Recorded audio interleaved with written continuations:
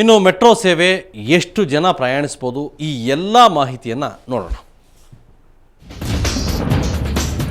15 ರೂಪಾಯಿ ticket rate.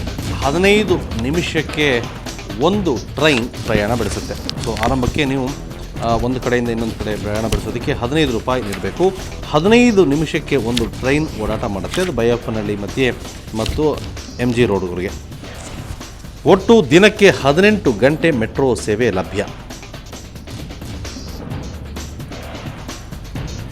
ದಿನಕ್ಕೆ 184 ಬಾರಿ ಈ ಮೆಟ್ರೋ ಟ್ರೈನ್ ಓಡಾಡುತ್ತೆ. ಈ ಮೆಟ್ರೋ ಟ್ರೈನ್ನಲ್ಲಿ 3 ಬೋಗಿಗಳಿದೆ. ಒಂದು ಸಲಕ್ಕೆ ಸುಮಾರು 1,000 ಜನ ಇದರಲ್ಲಿ ಸಂಚಾರ ಮಾಡಬಹುದು. 136 ಜನರಿಗೆ ಮಾತ್ರ ಸೀಟಿನ ಸೌಲಭ್ಯ ಇದೆ. ಉಳಿದವರೆಲ್ಲರೂ ಕೂಡ ನಿಂತೆ ಪ್ರಯಾಣಿಸಬೇಕಾಗ್ಬೋದು.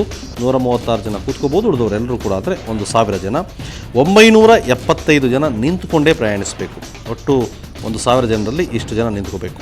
ಇನ್ನು 25 kgಗಿಂತ ಹೆಚ್ಚು ತೂಕದ ವಸ್ತುವನ್ನು ಮೆಟ್ರೋ ಟ್ರೈನ್ನಲ್ಲಿ ಕೊಂಡೊಯ್ಯುವ ಹಾಗಿಲ್ಲ.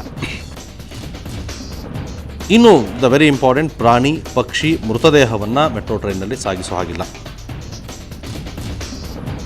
ರೋಗಿಗಳಿಗೆ ಮೆಟ್ರೋನಲ್ಲಿ ಅವಕಾಶ ಇಲ್ಲ. ರೋಗಿಗಳಿಗೆ ಅಂದರೆ ಹೃದ್ರೋಗದಿಂದ ಒಳಗಾಗ್ತೋರು ಅಥವಾ ಕೆಲವು ವೈರಲ್ ಕಾಯಿಲೆಗಳಿರುವಂಥವ್ರು ಇಲ್ಲ. ಇನ್ನು ಕುಡಿಯುವ ನೀರನ್ನು ಕೂಡ ತೆಗೆದು ಹೋಗೋ ಹಾಗಿಲ್ಲ. ಆಹಾರ ಕೂಡ ತೆಗೆದುಕೊಂಡು ಹೋಗೋ ಹಾಗಿಲ್ಲ. ಇದೆಲ್ಲೋ ಶುಚಿತ್ವ ಕಾಪಾಡೋದಕ್ಕೆ ಮಾಡಿರುವಂಥ ಒಂದು ಇದು. ಇನ್ನು ಮೊಬೈಲ್ ರೀಚಾರ್ಜ್ ಥರ ಕಾರ್ಡ್ ತೆಗೋಬೇಕು.